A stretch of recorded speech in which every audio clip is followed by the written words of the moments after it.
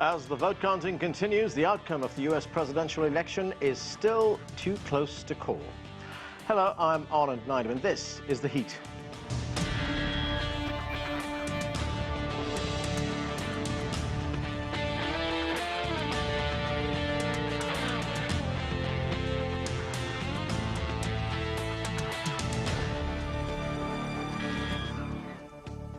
After one of the most dramatic elections in U.S. history, can Donald Trump find a way to win re-election as U.S. president, or will it be former Vice President Joe Biden taking over at the White House?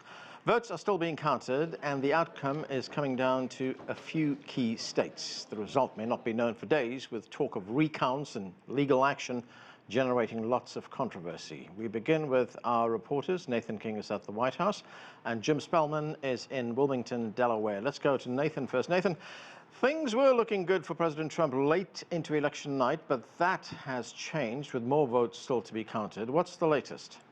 Yeah, well, that was because in Florida and Texas, he had a very good lead and a blowout lead. And also, they counted all the votes that were cast early first. Well, the states that are left were told largely by their Republican legislatures that they couldn't do that until Election Day. So we got the early vote, a lot of it Democratic, late, and that's what we're seeing coming in. But I can tell you, the change in mood here in the last 24 hours, just under 24 hours, has been quite incredible. They are, you know, it's past sunset here, they are raging against the dying light in terms of their campaign, because they know, according to our tally, if we bring it up, 264 electoral college votes we have for Joe Biden. Essentially, all he needs is Nevada with its 6 to take him to 270 to win. So what's the Trump campaign's strategy? Throw everything at the wall, legally especially.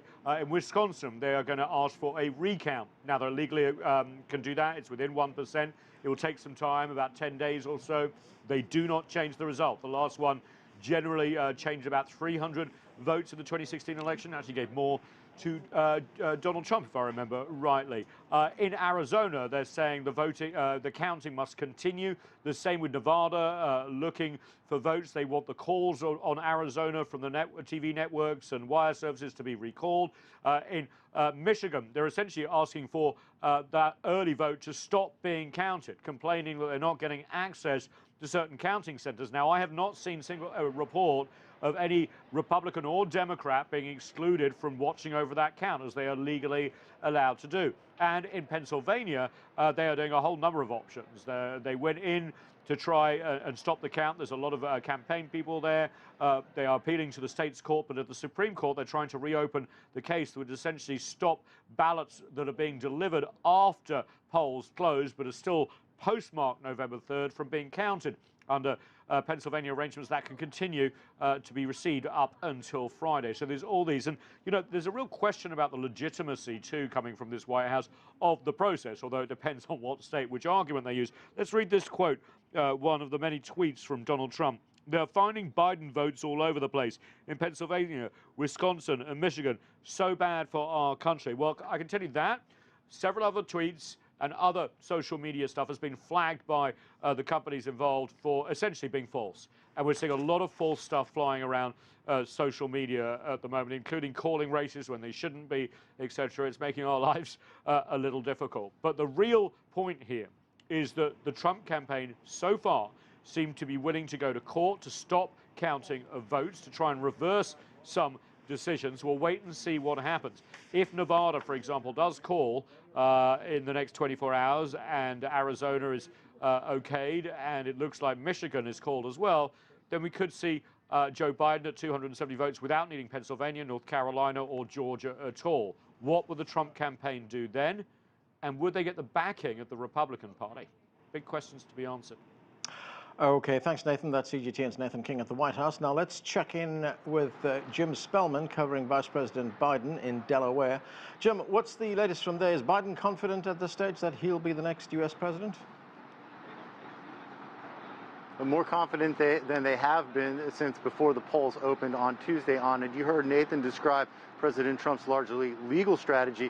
Well, the strategy of the Biden campaign is simple. Count the votes, they say. They're confident that they have a path to the presidency that runs through Arizona, Michigan, and Wisconsin. Joe Biden showed up here at the Chase Center in Wilmington Delaware this afternoon. Now, they had hoped that this would be the location for a victory speech last night. They haven't torn down the staging. We may see that at some point in the future. But Joe Biden addressed the country saying he wasn't quite ready to claim victory yet, but that he was confident. Listen. We, the people, will not be silenced. We, the people, will not be bullied. We, the people, will not surrender. My friends, I'm confident we'll emerge victorious. Now, the Biden campaign has plenty of lawyers lined up in all the same swing states as the Trump campaign, and they will use them as needed. But you're starting to see the real strategy from the Biden campaign, which is begin to look presidential, begin to make speeches like he made here today. He as well today spoke about bringing the country together, healing the rift of the nation after this bruising election. So that's been part of their strategy.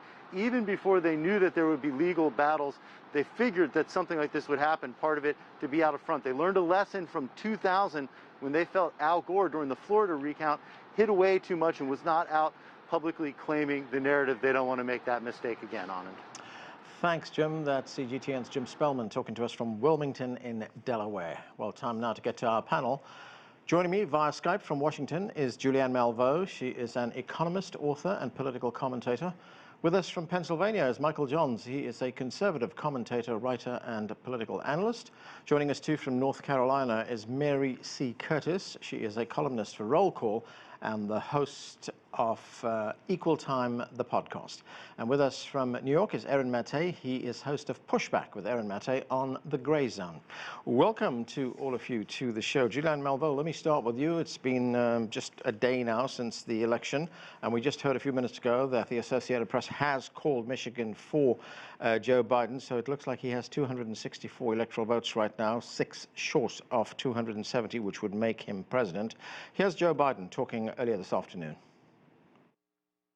After a long night of counting, it's clear that we're winning enough states to reach 270 electoral votes needed to win the presidency.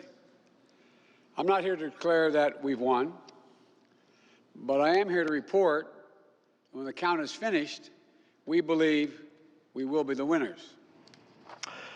So, Julianne, Joe Biden sounding very confident there, but President Trump is threatening to go to court. He is threatening to stop counting or get mail-in ballots declared invalid. I mean, could we see a long legal battle here? Where do you see this going? Well, the Trump campaign has had a legal strategy. They talked about it from the beginning when he said there would be no peaceful transition. And so I expect that they've already said they want to recount in Wisconsin, although former Governor Scott Walker said it's not going to do you very much good. The last recount yielded about 300 votes in another direction. Sometime someone demanded a recount. So I think that Biden has the more straight path to the presidency. I think that Trump is going to leave kicking and screaming, which is what he threatened to do. This is going to depend on how much integrity Republicans have. Many Republicans from the states have said, let's count every vote, because of course there's still some things that are up in the air. But he doesn't want to count every vote. And so if Mitch McConnell stands up to him, I mean, they got the Senate back, I think. If Mitch McConnell stands up to him, some other Republican Party leaders stand up to him, then I think he'll go away. But if they don't, he's a dirty fighter. He's always been a dirty fighter, a scrappy fighter, and expect to see some fireworks. Michael Johns, you are in Pennsylvania. That's been a crucial state in this election. It looks good for Joe Biden right now, looking at the remaining states that are in play. But what is your view on where this goes? And there is all this talk about legal action. Does President Trump have any legal basis for this? Yeah, at this point, it's even more than just talk. I mean, there are suits prepared or already filed in Michigan and Wisconsin. I mean, very oddly, last night, you had in Michigan this 339,000 votes that just sort of mysteriously appeared for Joe Biden with 0 for Trump. No explanation really from Michigan officials as to how that could possibly happen. And a similar issue in Wisconsin with an extraordinary number of vote dumps for Biden and none for Trump. So those are hugely suspicious. I think Wisconsin's within the 1% that allows for the recount, which would be absolutely warranted and important. I disagree with Scott Walker on that, simply because of this vote dump. I think there is something there potentially. And, in Pennsylvania, the issue is you have ballots that are arriving after the deadline, some of which don't even have postmarks on them, which are required. You've got a state government that kind of wants them included, and has really been, I think, unduly partisan from Harrisburg, and the Trump administration who wants an accurate vote. I see no reason last night why that vote counting shouldn't have continued in all of these states. In Philadelphia, they just sort of abruptly called it off around midnight. The American people want to see the answers. They want transparency. The world wants it and deserves it. I think it was a great disservice to do that, and I still haven't really heard a competent explanation as to why he would do that. So, Michael, what is the president looking for with this legal action? Is he trying to get what you call the dumped votes declared invalid? Well, my sense, which I believe the president really does believe that in these 3 states, and possibly in others, that there have been issues of note that are going to have to be resolved either through appeals, recounts, or legal action. And as he said last night, that legal action, regardless of how it fares in a regional circuit court, would be appealed to the Supreme Court. So, look, I mean, you'd asked me, I think last time I was here, what I thought of this election. I think you could sense that I felt it would be close. It clearly is a very close election. Yeah. And it's still one that's in contention, no doubt about it. Mary C. Curtis, President Trump has already said, in fact, that he's readying the groundwork for a legal challenge. We just heard that from Michael Johns again. Let's listen to the president. We were getting ready to win this election. Frankly, we did win this election. We did win this election. So our goal now is to ensure the integrity for the good of this nation. This is a very big moment. This is a major fraud in our nation. We want the law to be used in a proper manner. So we'll be going to the U.S. Supreme Court. So, Mary, what are the chances of President Trump prevailing in the courts? Does he have a legal case, do you think? Well, he's saying that these ballots were cast after the election day, but actually they were cast before. They're legal ballots. And the reason why they're getting counted so late in some states, well, the elections officials wanted the legislatures to let them start to process the ballots as they came in. And many of the Republican legislators said no. In North Carolina, they are able to process the votes as they come in, so that way they could have them counted quite quickly. As far as the courts, Trump pretty much bragged and said one reason he wanted to confirm to the Supreme Court Justice Amy Coney Barrett was that if it goes to the Supreme Court, they'll be on his side. So he's been pretty open about that. But if you look at it, he seems to want the count to continue in states that he's losing, Arizona and Nevada, and have them stop in Michigan, Pennsylvania. And they seem to particularly go after the urban centers. You had folks in Detroit area, predominantly white groups, banging on the windows and screaming for them to stop the count. And so that's very suspect as well. And he's been warning about funny doings in Philadelphia because he knows that the majority of those votes will be for Joe Biden. So it will, of course, have to play out. And the court system says it should play out. But right now, it is looking better for Joe Biden. Right, just one question on what you said there, Mary, on it playing out. While this legal action is playing out, can these vote counts be certified by the respective secretaries of state in each state? Well, actually, you know, people talk about election day, but it's always been election days and even weeks, because they've never pretty much all been counted on election day. So they have time for the electors before the votes are certified. So even the counts that they're calling the different states, it's really unofficial until they are certified. So yes, they have some time to do this. Okay, let's go to Aaron Maté in New York. Aaron, there's another side to this election. You know, at the beginning of the show, I called it one of the most dramatic elections in U.S. history. It certainly has been. Most of the polls, and most of the U.S. media, for that matter, had us believe that Biden would cruise to a victory. That, I mean, there was even talk of a landslide, a blue wave. That's what we heard. But as we see, if Biden does win, if he is declared the winner, it will be a very narrow victory. What is your assessment of where we are right now? Exactly. We had a presidential race that we were told would be a landslide. It's coming down to a nail-biter, and not just at the presidential level, but also look at the Senate and the House. We were told about a blue wave, but it looks like Democrats even lost some seats in the House. And as things stand, it looks like they are not going to retake control of the Senate. So by all metrics, even if Democrats succeed here, this is a very underwhelming result, especially when we see how close the presidential race is. And it raises the question of the conduct of our media. We saw the same thing in 2016, where it was supposed to be a blowout, but it was not. In fact, Trump won in a huge upset.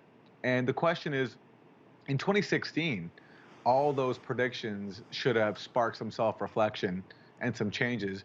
That obviously has not happened. So given that in 2020, we saw in many ways a repeat of that, will it be any different this time? Will anybody in the media take lessons from this? I'm not very optimistic. Right, Aaron, we can understand the media taking sides in this. But what about the polling companies? How badly have they been damaged in this? Yes, I mean, there's this whole other industry, the polling industrial complex, that what's the point of having them do all these polls if they're going to keep being consistently so wrong? It's hard to make a final judgment without knowing the final results on the presidential race. And I think part of the issue here, I think you can maybe make an excuse because of the pandemic, where you have so many ballots coming in that were not counted until afterwards, until after Election Day. And it's quite probable that mail-in ballots skew towards Democrats because Democrats, on average as a party, took the pandemic more seriously, whereas you had Trump, you know, flouting masks and holding these huge rallies.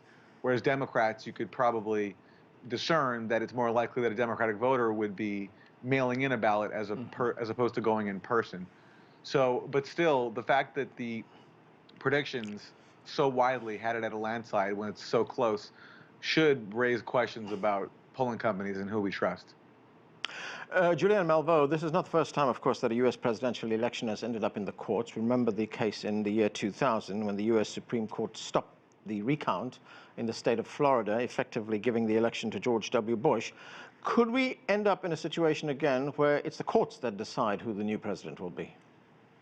Well, we may well. This is why Mr. Trump chose to pack the Supreme Court, denying President Obama the opportunity to nominate one justice and rushing Amy Coney Barrett's nomination and confirmation through. He does hope that it goes to the courts, but he's being very short-sighted. While he did appoint 3 justices, I think he must assume that those 3 justices will always side with him, which may or may not be the case. I mean, perhaps some of them have some integrity. John Roberts certainly has often sided with the left. Not always, but certainly often, and he is the leader of the Supreme Court. But we may see some of that. What we're forgetting is, as Mary said earlier, we've never had an election day with the result at the end of that day. We still haven't counted the overseas ballots. So we're talking about soldiers, you know, people who are serving our country, whose ballots may come in. North Carolina's ballots can come in until the 12th, I believe, and Pennsylvania's until Friday. And once they're in, that doesn't mean they're counted. It just means that they're in. So I can see them attempting to go to court, but I don't think, certainly not at the circuit level, they're not likely to be successful. They do have the right to appeal, however, to the Supreme Court. That's right. The results that are called on the night of the election are normally called by media organizations and networks, and they're based on exit polling, not the actual vote. Michael Johns, President Trump will go to court. This could take a few more days or perhaps a few more weeks. But is he committed to conceding the race at some point if he loses and agree to a smooth transition to a new president?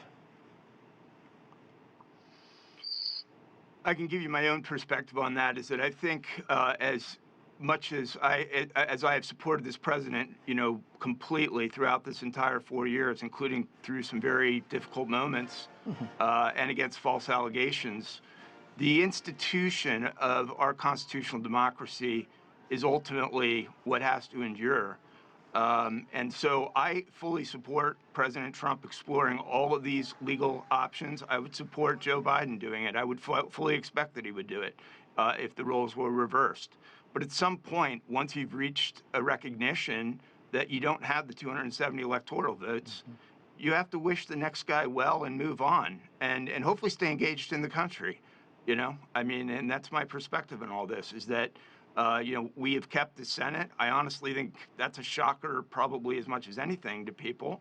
There's all sorts of ramifications to that as it relates to, if Biden would win, to his legislation, really being moderated, blocked, probably continued investigation into the Hunter Biden scandal and Biden family scandal, which was originated in 2 Senate committees.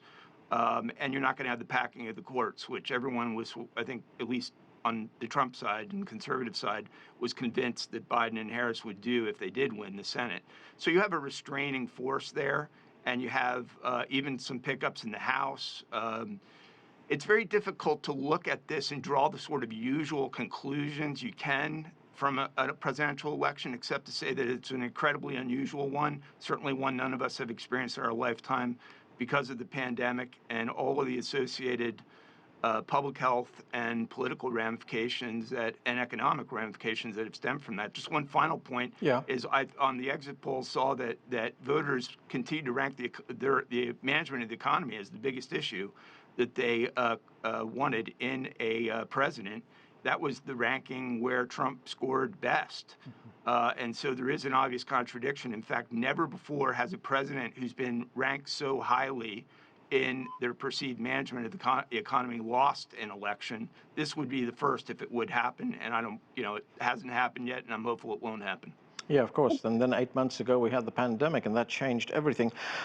Mary C. Curtis, if anything, the election showed us that this is a very deeply divided country. We look at the very narrow margins in the election.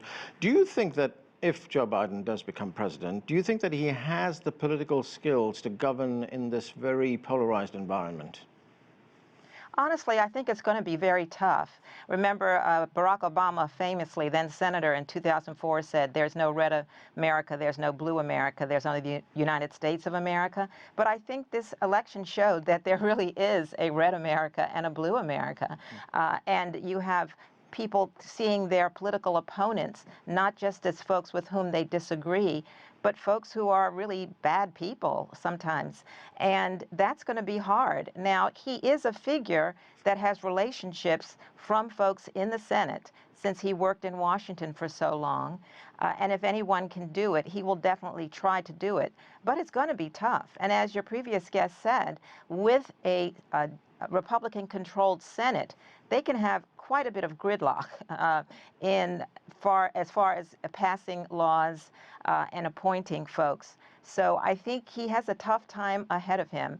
But I think there is some exhaustion on the part of the American people who have seen these last 4 years as just, in many ways, Donald Trump is this incredible figure, but he does take up all the oxygen in the room, and there's always these different dramas. And I think at a certain point, people want this reality show to end. Particularly, we're in the middle of a pandemic. Not everyone is dealing with the economic upheaval in the same way. You have people on the lower rung having incredible tough times of it. And then you still have the racial divisions in this country, police reform and accountability. And we saw Donald Trump pretty much put salt in that long-lasting American wound.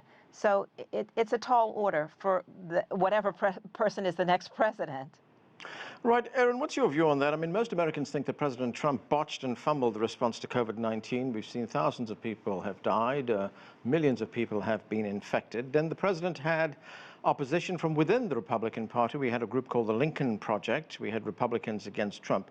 Yet, if we look at the results, what we know so far, he received 3 million more votes this time than he did in 2016. And his share of the Republican vote went up by 3% to 93% from 2016. So Biden may win, but would it be fair to say, Aaron, that Trumpism is far from dead?